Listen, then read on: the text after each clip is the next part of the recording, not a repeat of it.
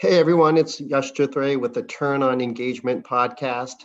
Thanks for joining us today. We've got a great guest, Mike Dallas, Senior Vice President of Employee Experience at Manulife Financial. Mike's going to tell us all about the last 2 years at Manulife and what was it like for the COVID experience. Specifically, how did it influence the employee experience, employee engagement, and how they communicated and kept the workflows going and employees engaged. Some really great tips he's going to share, some great initiatives. Definitely stay tuned. It's all coming up next on the Turn on Engagement podcast.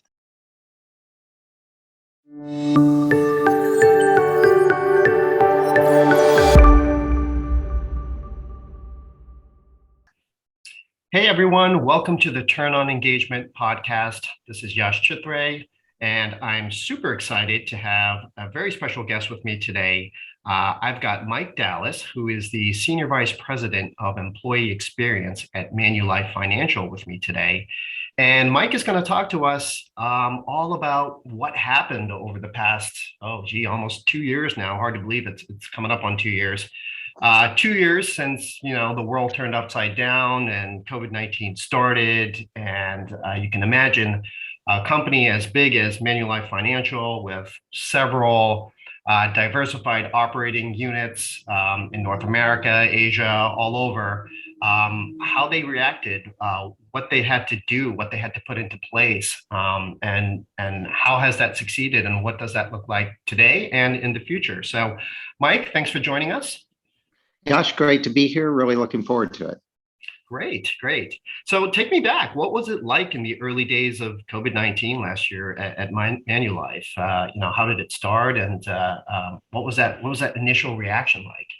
Yeah, it's really like most companies, especially global. And we had a little bit of an advantage, I think, that we have as you mentioned, a strong Asia operation. So we got some early indications as the pandemic was starting that we would have to pivot large portions of the workforce to home office. Right. We leaned into that pretty aggressively early on. What was interesting for us is we were really on the precipice of trying to drive the Microsoft Teams space as more of an embedded part of our culture. And we had a long roadmap of intended training and approach that would have been later than the pandemic timing would have suggested. And we made the in-moment decision to just go bold and turn that on for everybody everywhere and let people organically learn how to embrace a more video-based culture. And so one of the main things we had done right away in the pandemic was to drive hard to a Microsoft Teams space, encourage video usage right away. And that really helped our groups lean in. We also worked hard to see where we had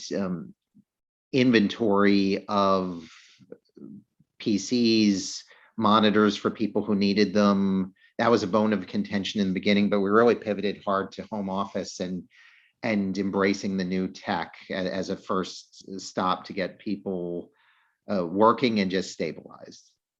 Right. And it's interesting because, I think tools like Teams were there and companies had access to them, but not everybody was using them or was comfortable, going on video or using things like that. So what was the employee experience like? Were they quick to adopt it? Did everybody want to turn their cameras on at home and interact in this sort of new normal?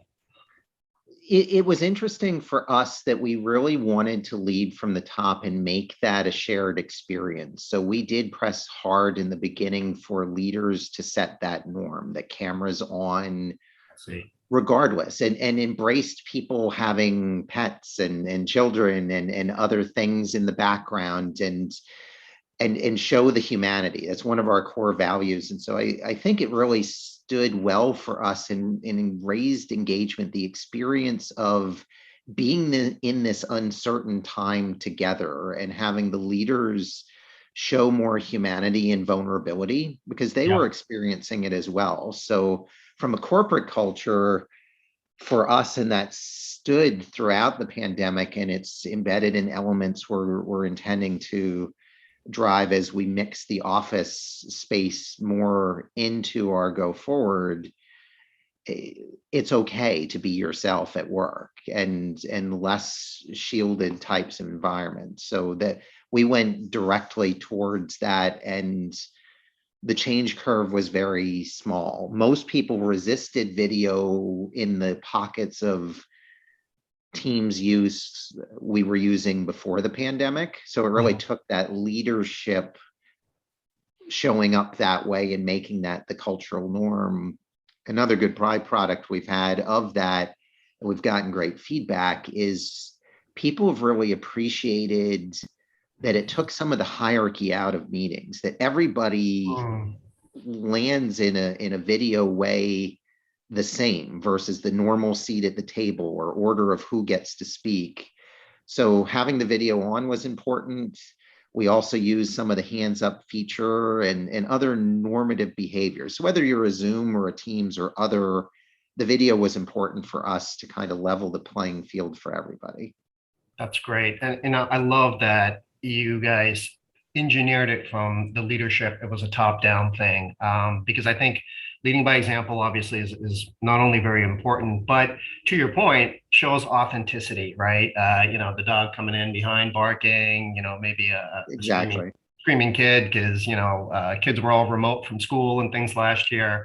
And that just shows everybody else in the company that, look, our leaders are authentic, and the leaders can kind of get that across, organically, like, look, I get it. I'm in the same boat as you, and I'm trying to make sense of everything, and juggle a million things at home and work, and this is the new normal, and it's okay. It's okay that that happens. So And it's I love. okay to lean in that we were asking people to be productive in an uncertain time. So the other Right. thing that it gave us, and we're blending like many towards more of a hybrid work, and we talked about flexibility. And flexibility really meant you've got to find the space to work, but we appreciate you need the space to live. So we're not going to dictate the exact hours. And we really opened up some of the aperture and norms that were a little bit different as people had to do homeschooling or other. If you need a window of the day, and we talked in our terms about working better and meeting better. We tried to create bookends in the day where we really want you to not schedule regular meetings before 9 a.m. in the morning so that you can Mhm. get the rhythm of your day going. And we want you to block out the lunch hour, and we want you to have these windows. And in exchange, we know that you may have to pick up work at night or in different times. So this working better, meeting better, and having everybody experience it together has created a nice organic blend for us, but does take some normative leadership as you described, and what are the boundaries. That's always something that we're tinkering with, and I think will be a challenge for all going forward, is how do you blend the needs. Sure, sure. Yeah, I think boundaries are a moving target, and you just kind of have to go with it as you go along, and adjust, given the different environments that are there. So once you got everybody, kind of engaged and technology in place, and people are getting comfortable with it, in terms of just general, employee engagement for all the things that Manulife does, providing, the products and services that you do, were there special initiatives from the employee experience side that you had to undertake? I know you guys do things like Fuel Up Fridays and things like that, but special initiatives that you had to kind of rapidly put out. And maybe you were planning these, pre-COVID, but now just kind of had to get them to the front burner and fast forward them. What types of things did you have to do? Yeah, there's a few that I would highlight, that may be helpful for others as well. We certainly were looking at the onboarding experience for new hires, Mhm. as a topic of interest pre-pandemic, but we really had to lean in hard on how do you hire people in a pandemic virtual world and get them to start and know your culture and thrive without the typical experiential items. So we worked very hard on creating virtual pathing for new employees that led us to think a lot about what matters to people. And continually, people were expressing challenge with the separation of time to think, time to learn among all the things they're doing. So you mentioned a concept called Fuel Up Friday, where we were giving people Friday as a designated day to split the day between learning initiatives and then time to either do personal growth items outside of learning or take time off or meet with other colleagues virtually. But we accelerated the virtual learning approaches from an experience perspective. We wanted to give people time. We created more capacity for people to tap into, whether it's LinkedIn Learning, or we created unique modules for how people were achieving different work tasks in a more virtual way.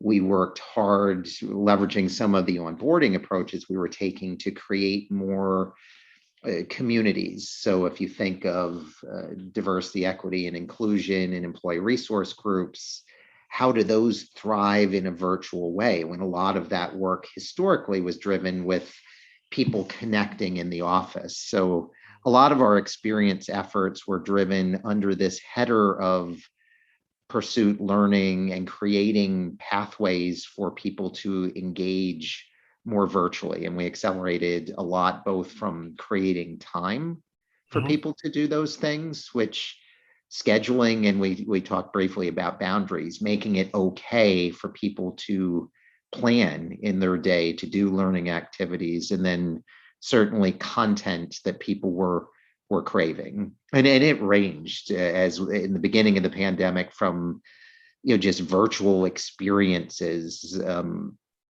to go do team activities or take a virtual tour of things that people couldn't do externally to more specific skill set learning. Interesting, interesting. These are all great ideas. I'm sure a lot of our audience will definitely benefit from maybe even trying some of these things, because I think you had to get creative, right? And some of the stuff will stick, and some of the stuff maybe won't work. But perhaps some of the things that you did do now will just be part of the fabric of what you do in the future, what you're going to continuously do next year and beyond. So that way you're prepared no matter what. I'm curious, given now that we've been in the pandemic for a while, and we're kind of turning the corner, even though the new variants are coming out and things like that, there is a labor shortage. Mhm. And has that caused any kind of hiring or development challenges for you guys across the enterprise, regardless of role or things like that? And how do you attract and retain the talent that you have right now as well? So certainly the attraction, retention, and having the right roster of people is a challenge in any environment, and heightened now. So like most, we are seeing a need to be as creative as possible. And environmentally, it's interesting. And I bridge one of the things we were just indicating with a theme that I think has worked for us. We created a camp Manulife, which was a virtual event for summer camp for kids to give them something to do while their Oh, parents were working. And our ability to create this type of programming to allow the concept of people coming to work for a new company, knowing that we embrace some of their broader life needs, has been important, but also when to stop certain programs, because the pandemic conditions, whether they're flowing to endemic or variants, and it varies around the world, are changing. So as we look at talent attraction, what are people expecting? They're expecting some flexibility with work, and so we've leaned in on this hybrid approach to our intended work is more of a perpetual. And for us, hybrid does include the office, and having people know that going into the process and knowing what some of our boundaries and programs have been and will be has been key for us. I think candidates are looking for clarity. And I'm a Yes. big believer that there are people for any job type and any company culture. Just don't be confused on what your company culture is. Correct. Yep. And so Yep. we've spent more time clarifying than we had before because we know it's competitive for talent, and the clarity has helped us retain. Our retention is actually quite strong in the moment, but also to more quickly attract. Those are some of the things we're thinking more diligently on than we used to when it comes to the ebb and flow of talent. Right. Great. So what does the future look like, specifically in terms of, I know a lot of your company and a lot of companies are in the same boat right now where everybody is remote, but come January, Q1 next year, we want to start to get people back into the office, rotating hybrid teams. And also, what does the setup look like in the office now? There was this big theme pre-COVID of, get everybody out of, individual siloed offices, more collaborative working environments. Now, given, social distancing, mask wearing, what's it going to look like inside your offices now? Yeah, it's a great prompt, Yash, and like most, I think it will be a blend depending on the status of the pandemic and the endemic. Mhm. We do intend to have office utilization. We are trying to ramp and have ramped successfully in parts of the world when the pandemic conditions allow. We see a lot of that in Boston and Canada and other places intending for January. We do expect the workspace to be fairly common to what it was. So still use cube space and open collaborative. The delta for us, I think, will really be, and the bar that's more the permanent bar is, how do you truly make your space innovative and leverage development? So we think Right. you do that more by scheduling. So we're intending to have common days in office where we have much higher density, because we think that that will allow people to develop, collaborate, learn from each other. That means we're going to have to be creative on space utilization and distancing and other things that occur. But we believe that the concept of flexible schedule and hybrid, where you blend home and office, still should be where the majority of your people in a working team are in the same condition at the same time. So let's have more. If we have an on day where you're in the office, have more of the people there. Or if it's an off day in terms of off site, we think the challenge will be people coming into mostly empty offices, if that's their designated day, or being the one person who's not in the office who's remote. The pre-pandemic conditions where people had challenges of the one person on the phone or others. So for us, we think the space will be physically fairly similar to what it was before. We need to create more meeting room space, so probably less designated office space. Have Right. people be flexible to come in and out, but schedule it so that it's a common within a working team. I see. And I would imagine it's going to be different for different geographical locations. It might be look different here in Boston than what it does, let's say, in Toronto or Asia, where you've got a big presence as well. Yeah, I'd say that certainly the Asia locations have been more comfortable with more mask wearing. So the Mhm. ability to have more people in space with less distance earlier has been Uh-huh. something we've monitored, and the ability to wear masks for a period of time. But as you said, certainly Boston and much of our Canadian space, the desire is to have as much time without mask in building as you can. And so to have schedule timing or flexibility to make those things happen with conference room spacing and other is what we're looking at. Right. And in speaking of, mask wearing, and every company I think that I've spoken to has a different position on this. Yeah. But just in terms of mask requirements for mask wearing and also vaccine mandates, right? Or weekly testing and showing some sort of a negative, PCR test or a molecular test, rapid test before coming into the office. Is that going to be something, a requirement or some sort of, initiative? And, will you be using technology to have people report that? Yeah, so we took the month of September to leverage Workday technology, which is our core platform, to have people declare their vaccination status. So the declaration was you're vaccinated, you have a religious or a medical exemption, which we required proof for, which was very few, Mhm. and or you're unvaccinated. For people who are vaccinated, we have freedom of office movements and there's not additional testing they need to do if they contract COVID, because we're fully aware that you can contract COVID while vaccinated. There's a specific protocol that we've enacted throughout the pandemic that applies to anybody who's been exposed to COVID.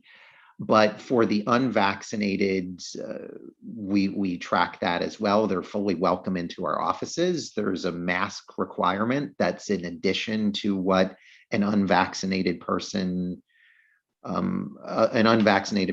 to wear a mask where a vaccinated person does not. We also require biweekly testing, or at least once within a 3-day period. So again, with the working flexible schedules, you may only work 3 consecutive days and would only need 1 test. We do allow rapid testing as one of the options for those. So again, we did track. We do believe in vaccination. We had the overwhelming majority of our employees above the typical averages in the locations we've seen who are vaccinated. So that's been helpful to us, but we do embrace that that's not a choice for everybody. So we did not make it a condition of employment or a barrier to do jobs, but we did add the testing element for those who did not receive the vaccination. I see. Okay. Wow. So you guys have obviously thought this through. It's very detailed and lots of great ideas here that I think a lot of our audience is going to benefit from. And speaking of all these great ideas, lastly, I'd just like to ask you one of my favorite questions that I like to ask folks, at your level that are doing the things that you're doing. Are there opportunities to, connect some of the internal employee experience, the things that you're doing right now, to your external brand at Manulife, right? So that essentially your people are your brand, and your customers eventually see that. So they see the authenticity of your company, of your leadership taking a role, of your happy, engaged workforce. And then maybe your customers look at that and evaluate that in their mind of, hey, you know what, this is a company I want to work with. These are good partners. Are there any opportunities to see some of this come across in that external marketing, maybe down the road? We 100% believe that. Everything that you outlined, and that there's actually a strong connection. Our external approach to customers and to business is decisions made easier, lives made better. That's related to our business. And so we've actually amplified what we've been doing internally and sharing some of those elements in our external messaging and in some of our customer and business development initiatives, in particular on how we approach working better, how we're approaching development of people during this time of challenge, where we're retaining productivity. we think that definitely leads to better consistency of experience for our customers. And so we have been showcasing some of those elements, whether it's our pursuit learning approach or Fuel Up Friday, but our intention, we've been pretty transparent, and I believe firmly that employee experience initiatives, how you live your brand in the work you do, does show up, and whether you intend it to or not, those of our employees and those listening who represent your brand externally share what's happening with them. Their customers ask, well, hey, how's it for you during the pandemic? What's going on? What's your employer doing? And so being upfront with some of those messages, living our brand that way through experience, and blurring those lines of how to connect those messages, I absolutely, Yash, think it is impactful for the business, and then further feeds into your employees' sense of pride in their company, or at least in our case in Manulife, and it is a virtuous cycle. So we absolutely believe that. Yeah, absolutely. I mean, providing intrinsic motivation for employees to, be engaged, feel like they have skin in the game, the company listens to them. I mean, these are all things I think we all strive for, as employee engagement, employee experience folks. So some really, really great things I'm hearing today and great ideas. So Mike, I would just like to thank you so much for joining us today, and offering all your expertise and these great ideas. I know a lot of our audience are members of SHRM and HRCI as well. And what we'll do is include your LinkedIn link in the description of this video. So if you'd like to connect with Mike, we're all about connecting people, and you want to chat about some stuff offline, peer-to-peer, we would love to facilitate that and make that happen. So definitely click on that, get in touch with Mike, send him a message, and keep the conversation going. Great, Yash. I really appreciated it and look forward to connecting with the group as you described. Great. Thanks so much. And we will see you on the next podcast coming up. Stay tuned. We've got some great folks lined up for January and February as well, all around employee experience, communications, and engagements. But thanks for joining us today. Thanks, Mike. Have a great day, everyone.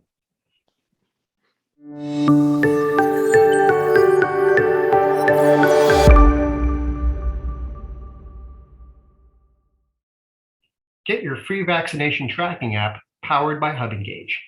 Are you looking for a free, easy-to-use platform that can track vaccination status, record testing results, and screen for symptoms to keep your workplace safe? Many employers are wondering how to manage showing proof of vaccination or providing a weekly negative test result. This process could be cumbersome to set up and manage if it's not automated. At HubEngage, we'd like to help businesses like yours with this. We are offering our employee surveys platform for vaccination tracking at no cost. Yes, you heard it right, for free, to help you manage this process. It's super easy to set up. Use our templates. Employees can update you on a weekly basis, download QR codes. Employees can scan those QR codes and submit forms. We send you an alert when any employee reports a positive test. You can embed or publish this free vaccination tracking app within the HubEngage employee app, Microsoft Teams, Workplace by Facebook, Slack, SharePoint, or any other HRIS employee communications platform. Visit hubengage.com and get started for free today.